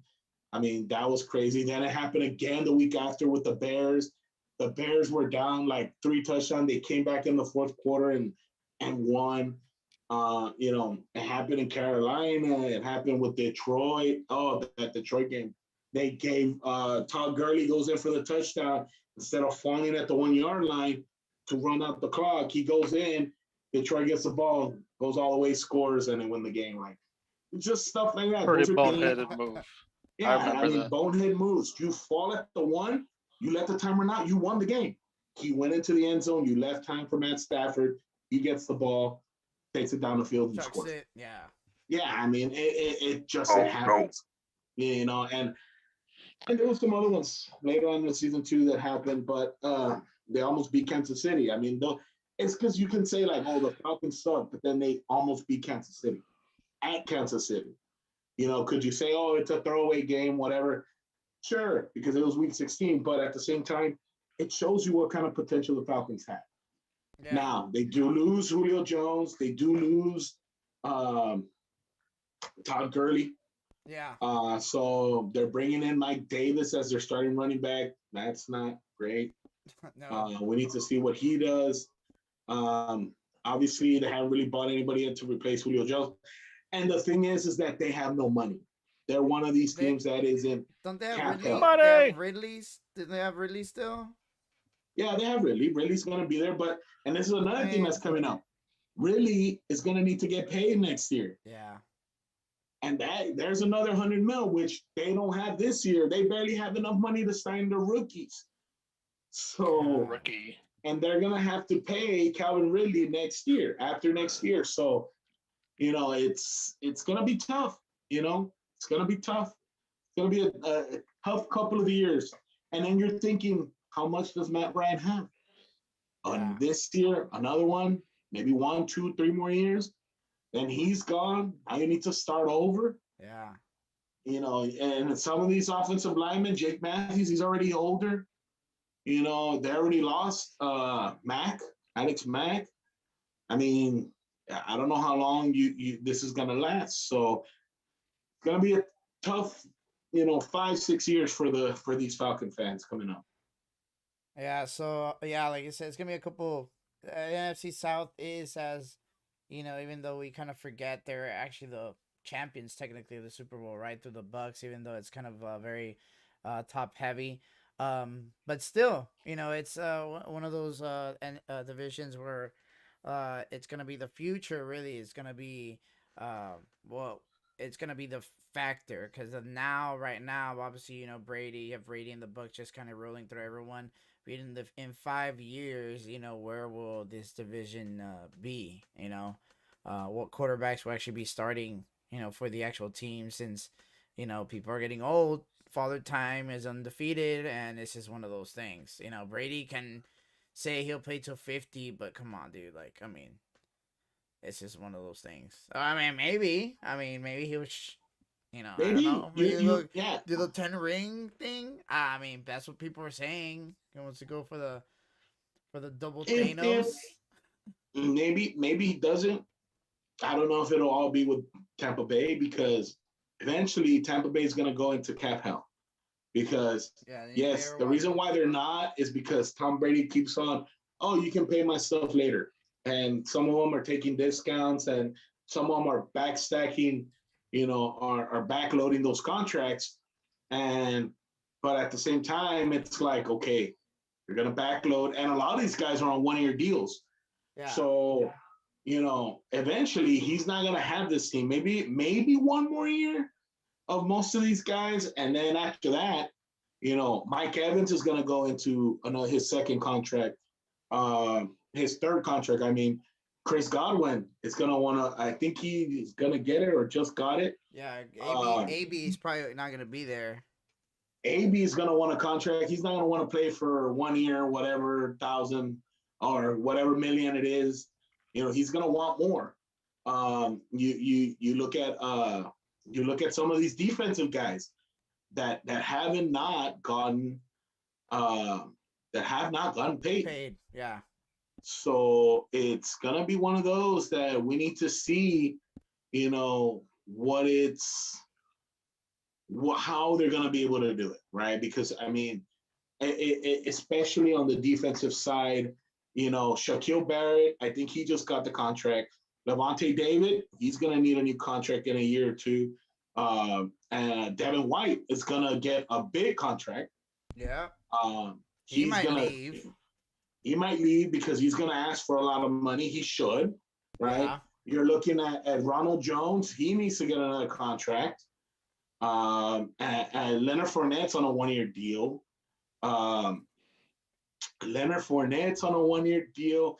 Antonio Brown's on a 1-year deal. I was going to say, and so is Gronk. Gronk's on a 1-year deal. I think Chris Godwin. Chris Godwin is this year. He's a franchise tag. So next year. Oh, that's right. He did get franchise tag. That's right. So next year he needs to get his contract, or they're going to franchise him again for another 16 mil, whatever it is, 20 mil. Gronk's on a 1 year Dang, that's a lot of deal. money. McClendon, the I don't defensive think I don't tackle. I don't think Gronk comes back next year. Probably not. Or But if he plays, I don't know. If he plays, he's gonna play like I don't know. I don't think he'll get. I mean, obviously he won't get a good contract or whatever, right? But still, it's just one of but those you things. have a lot of like McClendon, defensive tackle, Nunes Roches got a 2 year deal, Kevin Minter 1 year deal, and some of these guys you say, oh, they're not the big names, but they're they the rotation impact, guys that keep it going, and some of these Josh Wells, the tackle, Aaron Stinney, the guard, like these guys are guys that may not be starters, but they rotate in, and you need them. You still need them. So we're gonna need to see how these guys are gonna get their money, how they're gonna get paid, and we haven't even talked about some of these other guys that are gonna come up, Jamal Dean, Carlton Davis in the defensive backfield. A lot of these guys are gonna get their contract either at the end of this year or next year. Jamal Dean, Carlton Davis, Sean Murphy Bunting, and then in 2 years after that, Antoine Winfield Jr., who played badass this first season. He's going to get a big contract somewhere. Vita Vea is going to need to get a contract after this year. So we're going to see how long this lasts. All right, nice. Let's go. So again, we'll go ahead and continue with our divisions into the week. I'm not sure which one we'll do next week, but we'll announce it just like on Tuesday. Maybe I'll probably do it on Thursday, or we'll kind of figure something out in there. But we are going ahead and reaching towards the end of our episode today. I just want to give. Before we get into Mezzo Forte after midnight, all hell breaks loose. For real, yeah. We started a little late. We might go into. I mean, dude, we'll stay here all night. If you guys want to stay here all night, we'll do 24-hour chat. No.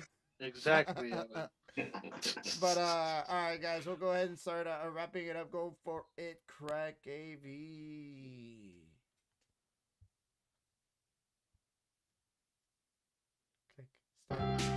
Click. Start. Alright, guys. Alright, that's gonna be it for this week's episode. Hope y'all can chill with us next time. Go ahead and follow us on Facebook, Twitch, Twitter, Instagram, and on YouTube. Thank you to all of our sponsors. Music provided by Studio 13th Day. This is Danny BMD along with Tosco Crack AV, Superfan Art signing off, saying later. Bring it home, Art. Thank you, Dan. Listen, the day is off season is a bitch. Can the Tampa Bay Lightning stay hot on the ice next year? Is Dame time running out in Portland? And is Aaron Rodgers just going to fucking just keep on golfing? I don't know. Remember, sports are great, but mean nothing without y'all, the fans. So this is episode number 46. Until next time, folks, be cool, stay safe, and keep on listening to Mezzo Forte Sportz. You win. Nice. Oh.